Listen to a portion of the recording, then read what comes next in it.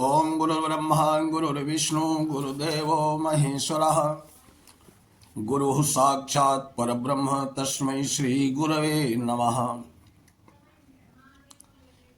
केनोपनिषद कल प्रसंग चल रहा था कि जब परब्रह्म परमात्मा ने यक्ष का रूप धारण करके अग्नि और वायु देवता का अहंकार चूर चूर कर दिया, तो सारे देवताओं ने कहा कि जो यक्ष के रूप में खड़ा है कौन है, इसकी जानकारी अब इंद्र को ही प्राप्त करनी चाहिए। इंद्र जब गए तो यक्ष रूपी परमात्मा अंतर्ध्यान हो गए और वहां पर साक्षात भगवती पार्वती जी प्रकट हो गई। अब आगे का प्रसंग यह है चतुर्थ खंड में। सा ब्रह्मेति होवाच ब्रह्मणो वा एतद् विजय महीय ध्वमिति ततो हय विदांचकार ब्रह्मेति। देवराज इंद्र के पूछने पर भगवती ने इंद्र से कहा कि तुम जिन दिव्य यक्ष को देख रहे थे वो इस समय अंतर्ध्यान हो गए। वे साक्षात परब्रह्म परमेश्वर हैं। तुम लोगों ने जो असुरों पर विजय प्राप्त की है वो सब उन ब्रह्म की शक्ति से ही है। अतएव वस्तुतः ये उन परब्रह्म की ही विजय है। तुम तो इसमें निमित्त मात्र थे, परंतु तुम लोगों ने ब्रह्म की इस विजय को अपनी विजय मान लिया और उनकी महिमा को अपनी महिमा समझने लगे। ये तुम्हारा मिथ्या अभिमान था। जिन परम कारुणिक परमात्मा ने तुम लोगों पर कृपा करके असुरों पर तुम्हें विजय प्रदान कराई है, उन्हीं परमात्मा ने तुम्हारे मिथ्या अभिमान का नाश करके तुम्हारा कल्याण करने के लिए यक्ष रूप में प्रकट होकर अग्नि और वायु का गर्भ चूर्ण किया है। तुम्हें वास्तविक ज्ञान देने के लिए मुझे प्रेरित किया। अतएव तुम अपनी स्वतंत्र शक्ति से के सारे अभिमान का त्याग करके जिन ब्रह्म की महिमा से महिमान्वित और शक्तिमान बने हो उन्हीं की महिमा समझो। स्वप्न में भी ये भावना मत करो कि ब्रह्म की शक्ति के बिना आप लोगों की अपनी भी कोई स्वतंत्र शक्ति है या कुछ कर सकते हो।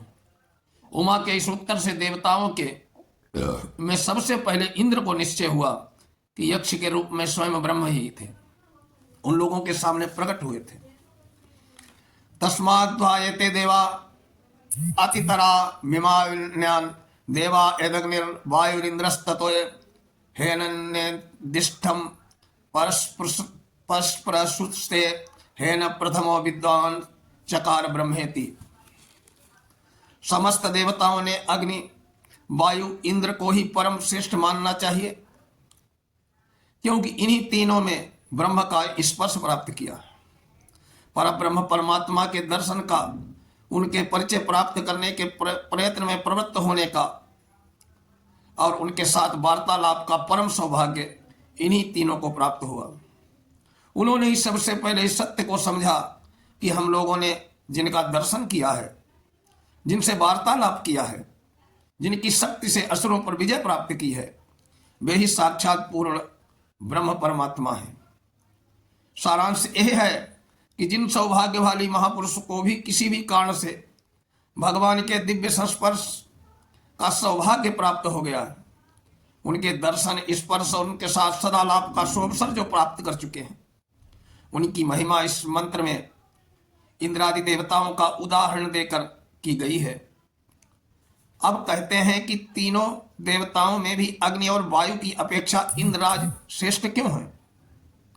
तस्मात् वा इंद्रोतितरा मेवान्यान देवान सहेन नेददिष्टम परसम नहेनत प्रथमो विदान चकार ब्रह्मेति।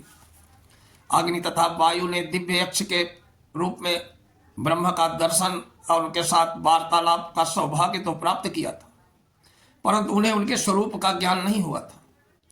भगवती उमा के द्वारा सबसे पहले देवराज इंद्र को सर्वशक्तिमान परब्रह्म पुरुषोत्तम के तत्व का ज्ञान हुआ। तदनंतर इंद्र के बतलाने पर अग्नि और वायु को उनके स्पर्श स्वरूप का पता चला। उसके बाद उनके द्वारा अन्य देवताओं को यह जाना कि हमें जो दिव्य यक्ष दिखाई दे रहे थे वे साक्षात परब्रह्म पुरुषोत्तम ही है। इस प्रकार अन्य देवताओं ने केवल सुनकर जाना, परंतु उन्हें पर ब्रह्म पुरुषोत्तम के साथ न तो वार्तालाप करने का सौभाग्य मिला और न उनके तत्व को समझने का ही। अतएव इन सब देवताओं से तो अग्नि और वायु और इंद्र श्रेष्ठ हैं, क्यों इन तीनों को ब्रह्म का दर्शन तत्व ज्ञान की प्राप्ति हुई है। परंतु इंद्र ने सबसे पहले उनके तत्व को समझा, इसलिए इंद्र सबसे श्रेष्ठ माने गए। अब उपयुक्त ब्रह्म तत्व को आधिदैविक दृष्टांत के द्वारा संकेत में समझाते हैं। तस्सैव आदेशो एतत् विदितो व्यद्युत्तदा इति नमीसदा इत्यधिदैवतम्। जब साधक के हृदय में ब्रह्म को साक्षात्कार करने की तीव्र अभिलाषा जाग उठती है, तब भगवान उनकी उत्कंठा को और भी तीव्रतम और उत्कृष्ट बनाने के लिए बिजली के चमकने, आंखों के झपकने की भांति अपने स्वरूप की क्षणिक झांकी दिखलाकर छिप जाया करते हैं। पूर्वोक्त आख्यायिका में इसी प्रकार इंद्र के सामने दिव्य यक्ष के अंतर्धान हो जाने की बात आई है। देवर्षि नारद को भी उनके पूर्व जन्म में क्षण भर के लिए अपनी दिव्य झांकी दिखलाकर भगवान अंतर्ध्यान हो गए थे। यह कथा श्रीमद् भागवत के प्रथम स्कंद के 6ठे अध्याय के 19वें और 20वें श्लोक में आती है। जब साधक के नेत्रों के सामने या उसके हृदय देश में पहले पहले भगवान के साक्षात्कार या निराकार स्वरूप का दर्शन अनुभव होता है, तब वो आनंद आश्चर्य से चकित हो जाता है। इससे उसके हृदय में अपने आराध्य देव को नित्य निरंतर देखने, अनुभव करते रहने की अनिवार्य और परम उत्कृष्ट अभिलाषा उत्पन्न हो जाती है। फिर उसे क्षण भर के लिए भी इष्ट साक्षात के बिना शांति नहीं मिलती है। यही बात इस मंत्र में आधिदैविक उदाहरण से समझाई गई है। ऐसा प्रतीत होता है, वस्तुतः यहां बड़ी ही गोपनीय रीति से ऐसे शब्दों में ब्रह्म तत्व का संकेत दिया गया है कि जिसे कोई अनुभवी संत महात्मा ही बतला सकते हैं। शब्दों का अर्थ तो अपनी अपनी भावना के अनुसार विभिन्न प्रकार से लगाया जा सकता है। अब इसी बात के आध्यात्मिक भाव को समझाते हैं। अर्थाध्यात्मम यदे तद्गच्छीतीव च मनोनेन च दुष्पस्मर्यते भीक्षणा संकल्पः।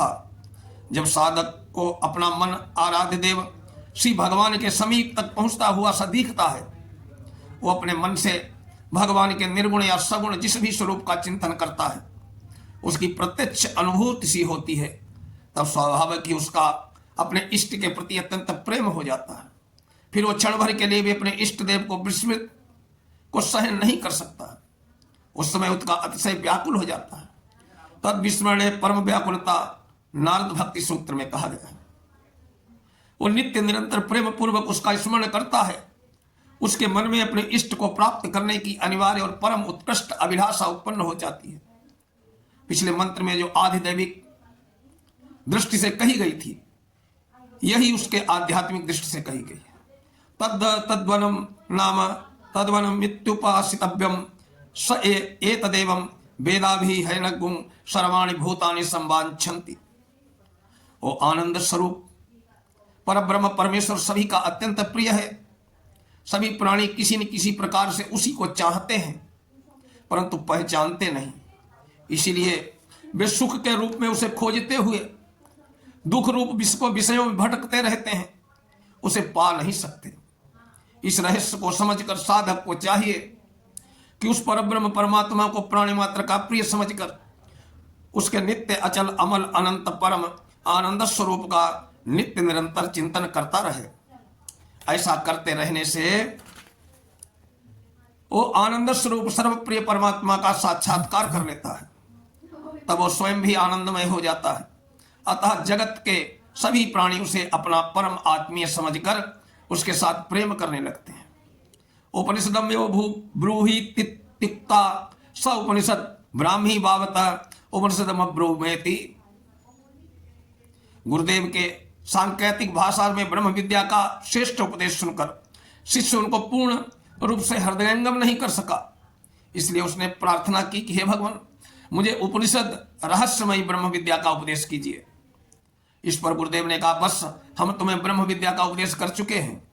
तुम्हारे प्रश्न के उत्तर में श्रोत्र से श्रोत्रम से लेकर उपयुक्त मंत्र तक जो कुछ भी उपदेश किया है वो दृढ़ रूप से समझ लो और निश्चित रूप से ब्रह्ममयी ब्रह्म रहस्यमयी ब्रह्म विद्या का ही उपदेश है।